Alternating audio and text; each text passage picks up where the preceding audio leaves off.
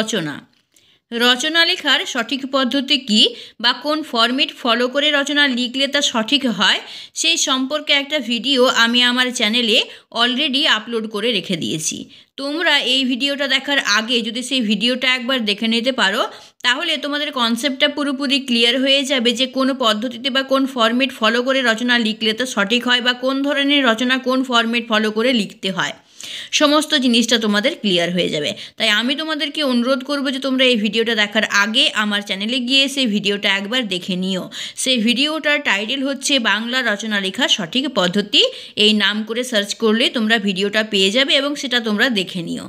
তাহলে চলো আমরা আজকে দেখে নিই যে আজকের টপিকের ওপর রচনাটা আমরা কিভাবে লিখতে পারছি। আমাদের আজকে রচনার টপিক হলো সোশ্যাল মিডিয়া, ইন্টারনেট ও আধুনিক জীবন। রচনা লেখার নিয়ম অনুযায়ী সবার প্রথমে আমরা এখানে ভূমিকা দিয়ে রচনাটা শুরু করব।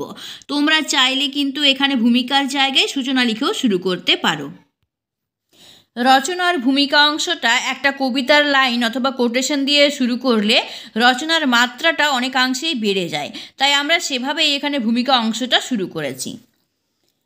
কত অজানারে জানাইলে তুমি, কত ঘরে দিলে ঠাঁই, দূরকে করিলে নিকট বন্ধু, পরকে করিলে ভাই। লিখেছেন রবীন্দ্রনাথ ঠাকুর।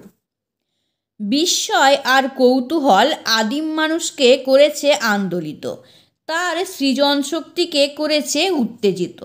অজানাকে জানা আর অচেনাকে চেনার আশায় মানুষ বিজ্ঞানের হাত ধরেছে।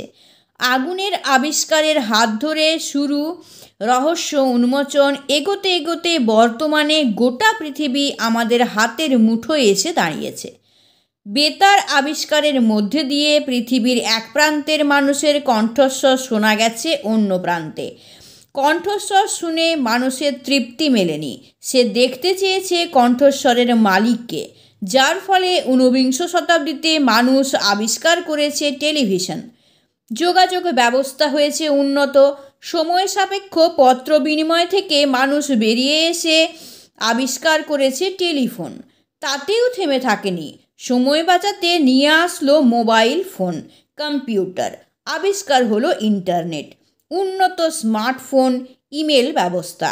পুরো দুনিয়া এখন মানুষের ঘরের ভেতর, হাতের মুঠোয়।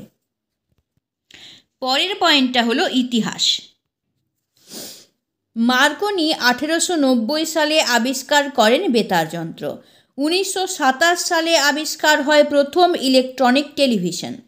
পার্সোনাল কম্পিউটার আবিষ্কার হয় 1981 সালে। স্মার্টফোন আবিষ্কার হয় 1992 সালে। ইন্টারনেট আবিষ্কার হয় 1983 সালে। ধীরে ধীরে গোটা ভারত তথা গোটা বিশ্বে প্রত্যেকটি মানুষের কাছে পৌঁছে গেছে, এমনকি প্রত্যেক দিনের সঙ্গী হয়ে উঠেছে। পরের পয়েন্টটা হলো হিতকর প্রভাব। সোশ্যাল মিডিয়া প্রত্যেকটি সামাজিক মানুষের জন্য বর্তমানে অপরিহার্য হয়ে উঠেছে।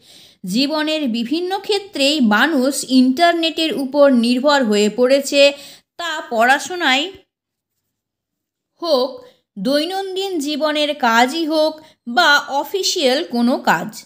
ইন্টারনেট ছাড়া বর্তমানে মানুষের এক মুহূর্তও চলে না।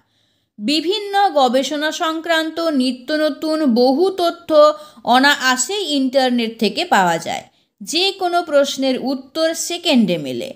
দেশ বিদেশের যে কোনো খবর খুব অল্প সময়েই আয়ত্ত করা যায়। যে কোনো অজানা তথ্য, এমনকি যে কোনো বই বা গ্রন্থের কপিও পাওয়া যায়।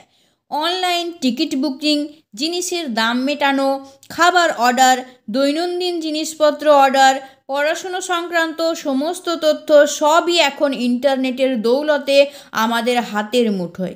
মুহূর্তের মধ্যে যে কোনো বার্তা বিনিময় করা সহজ হয়েছে, এর ফলে মানুষের সময়ের সাশ্রয় ঘটেছে। পরের পয়েন্টটা হলো অহিতকর প্রভাব। মাত্রাতিরিক্ত কোনো জিনিসই ভালো নয়। অহিতকর সুখকর বস্তুও মাত্রাতিরিক্ত হলে শারীরিক তথা মানসিক ক্ষতি করে। ঠিক তেমনি মাত্রাতিরিক্ত ইন্টারনেট তথা সোশ্যাল মিডিয়ার ব্যবহার সাধারণ মানুষের ক্ষতি করে চলেছে।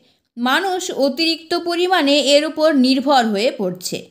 ছোট থেকে ছোট ক্যালকুলেশন করা অথবা কিছু লেখা বা স্কুলের প্রজেক্ট কোনো কিছুতেই মানুষ নিজের মস্তিষ্ককে কাজে না লাগিয়ে তা সহজেই ইন্টারনেট থেকে করছে। ফলে ধীরে ধীরে মানুষের মস্তিষ্ক অসাড় হয়ে পড়ছে। ইন্টারনেটের আসক্তি মানুষকে শারীরিক কাজকর্ম থেকে দূরে করে দিচ্ছে, ফলে ঘটছে স্বাস্থ্যহানি। শিক্ষার্থীদের পুরো বই পড়ার অভ্যেস ব্যাহত হচ্ছে। সব বইয়ের সংস্করণ মেলে না, মিললেও তা ব্যয় সাপেক্ষ। ইন্টারনেটে কেউ কেউ আজকাল নিজের মন গড়া ভুল তথ্য আপলোড করছে, যার ফলে সাধারণ মানুষ হচ্ছে বিভ্রান্ত। কখনো কখনো ইন্টারনেটে বিষয়ের সম্পূর্ণ তথ্য বা সঠিক তথ্য পাওয়া যায় না। পরের পয়েন্টটা হলো ভোগবাদী দর্শন। ভারতের মতো দরিদ্র দেশে অধিকাংশ পরিবারেই ইন্টারনেটের প্রতি আসক্তি ও দামি দামি মোবাইল কেনার চাপ মানুষকে সমস্যার সম্মুখীন করে তুলছে। যুবক যুবতীদের ইন্টারনেটের প্রতি আসক্তি তাদের অনেক ক্ষেত্রেই উৎকেন্দ্রিত কর্মের সঙ্গে জড়িত করে। তাছাড়া এর প্রভাবে সাধারণ মানুষের মধ্যে এক ভোগবাদী জীবন দর্শনের অনুপ্রবেশ ঘটছে। শুধু তাই নয়, ভারতের মতো দেশে ভোগবাদী জীবন দর্শন সর্ববিধ প্রগতির অন্তরায়। এবার আমরা চলে আসলাম উপসংহার অংশে। ইন্টারনেটকে যথার্থ লোকশিক্ষার বাহন করে গড়ে তোলা উচিত। ইন্টারনেটের মাধ্যমে সাধারণ মানুষের মনে জাতীয় সংহতি এবং সাংস্কৃতিক চেতনার সমুন্নতির যথেষ্ট অবকাশ আছে। একে বাণিজ্যিক সংস্থাসমূহ থেকে যথাসম্ভব মুক্ত করা উচিত। এতে সমগ্র সমাজের মঙ্গল সাধন হবে।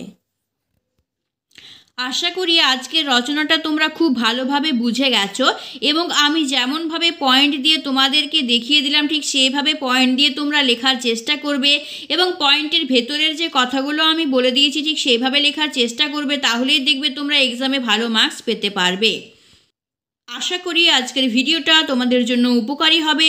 যদি তোমাদের ভিডিওটা ভালো লেগে থাকে তাহলে অবশ্যই এটাকে লাইক করবে, অবশ্যই এটাকে শেয়ার করবে এবং তুমি যদি আমার চ্যানেল নতুন হও তাহলে চ্যানেলটাকে অবশ্যই সাবস্ক্রাইব করে তার নোটিফিকেশনের অলের বেল আইকনটাকে অবশ্যই প্রেস করে রেখে নেবে, যাতে আমি যখনই এই ধরনের এডুকেশনাল ভিডিও বানাবো যা তোমার জন্য উপযোগী হবে তা সবার প্রথমে তোমার কাছে পৌঁছে যেতে পারে।